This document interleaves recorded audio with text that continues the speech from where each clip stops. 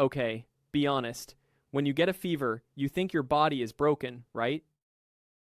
Like something's gone wrong, the machine is glitching, time to panic and swallow whatever's in the medicine drawer? Yeah, about that.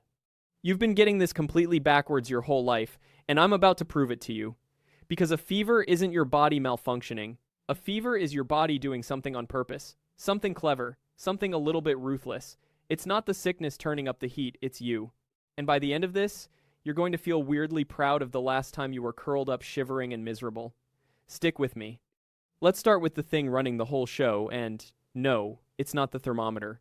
Tucked deep in your brain, there's a little lump about the size of an almond called the hypothalamus. Fun little guy. Does 100 jobs.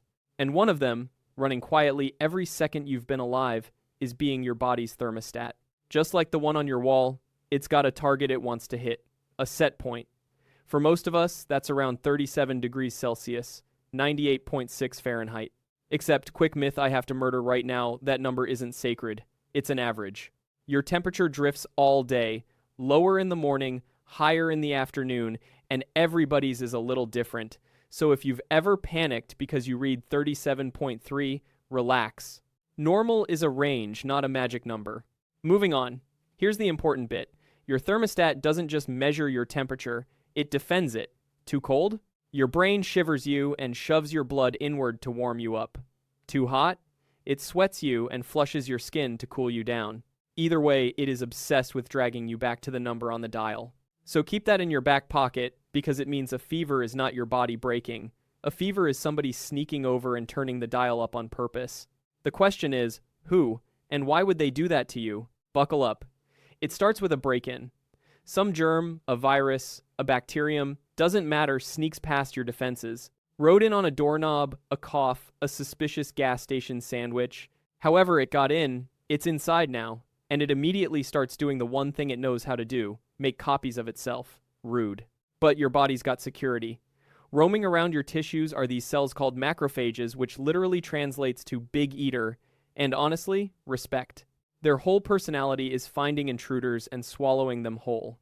And here's the clever part, they don't need to have met this specific germ before. They just recognize the vibe.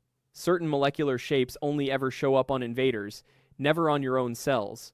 It's a bouncer who doesn't know your name, but can absolutely tell you're not on the list. The second a macrophage clocks an intruder, it does the immune system equivalent of screaming into a group chat. It dumps out a flood of tiny signal molecules called cytokines. And a few of these have a nickname that goes hard, pyrogens, which means, and I'm not making this up, fire makers. These little fire makers pour into your blood and head straight for your brain. They've got a message to deliver, and they're delivering it to the thermostat. Now, your brain does not let just anybody walk in. It's sealed behind a security wall that keeps most of your bloodstream out, so the fire makers can't exactly barge in. They don't have to. Right next to the thermostat, there's a spot where that wall gets thin, a little window where the brain peeks out and samples the blood going by. The pyrogens show up at that window, pass their note through, and trigger the brain to make a brand new molecule on the inside. And this one? This is the whole ballgame. Meet prostaglandin E2. This is the finger that turns the dial. Prostaglandin E2 struts up to your thermostat and goes, new plan. We're not aiming for 37 anymore. New target, 39. And boom. That's the fever. Not when you feel hot, that's later. The fever started the instant that dial moved. You just don't know it yet. Oh, and quick side quest, because this explains something you've done 100 times.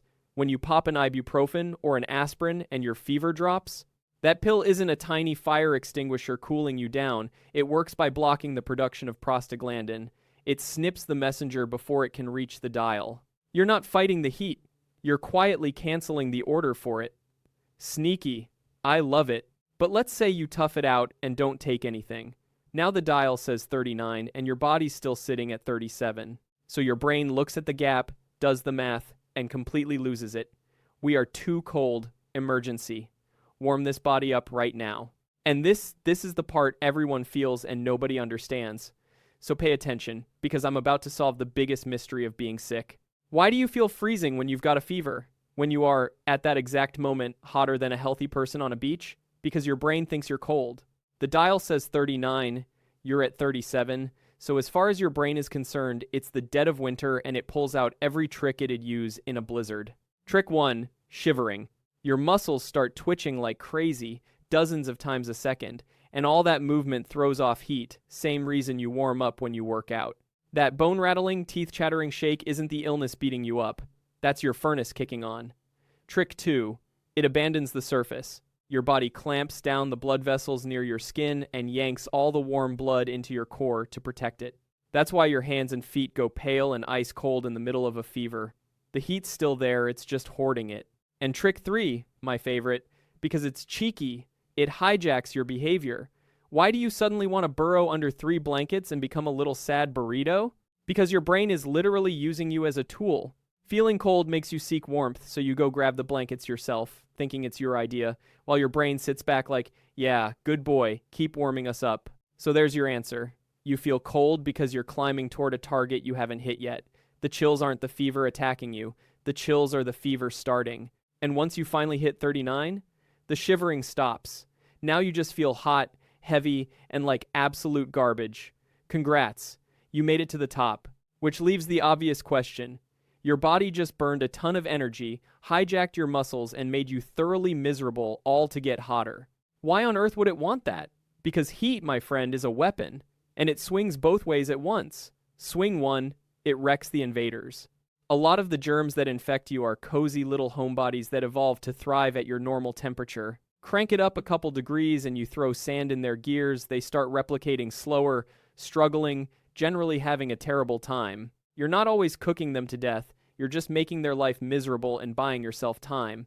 Swing 2, the big one, it turns you into a beast. Your immune system runs better warm.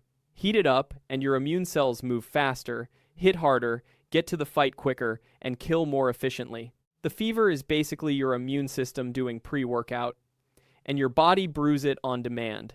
Now I can feel you being skeptical.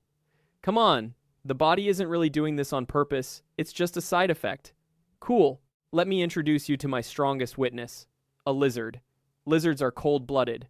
They can't make their own fever, no internal furnace. So watch what a sick lizard does. It goes and finds a hot rock. It deliberately crawls to the warmest spot it can find and just bakes itself. On purpose. To cook up a fever using the sun. Scientists call it behavioral fever. And here's the part that should give you chills, the good kind. Sick lizards that are allowed to warm up survive way more than sick lizards kept cool. And it's not just lizards. Fish swim to warmer water when they're sick. Certain insects heat themselves up to fight off infection. This same trick shows up all over the animal kingdom, in creatures that split off from us hundreds of millions of years ago. Evolution does not keep a strategy around that long unless it seriously, absolutely works. So next time you're feverish and pathetic under the covers, you are doing the exact same thing that lizard drags itself across a desert to do. You're just fancy enough to do it without the rock. But nothing lasts forever. Eventually, you start winning. Your immune system gets the upper hand, the invaders start dying off, and the alarm goes quiet. The cytokines fade out of your blood, and without them, the prostaglandin stops getting made. No more messenger holding the dial up. So the thermostat does what it always does when the signal's gone, it snaps back to 37. And now everything flips. The dial says 37 again. But your body's still cranked up at 39. For the first time, you're hotter than your target. And your brain panics in the opposite direction. We are too hot. Emergency. Cool this body down now. So it dumps the heat. It flings your skin's blood vessels wide open. Hello, flushed red face, and it opens the floodgates.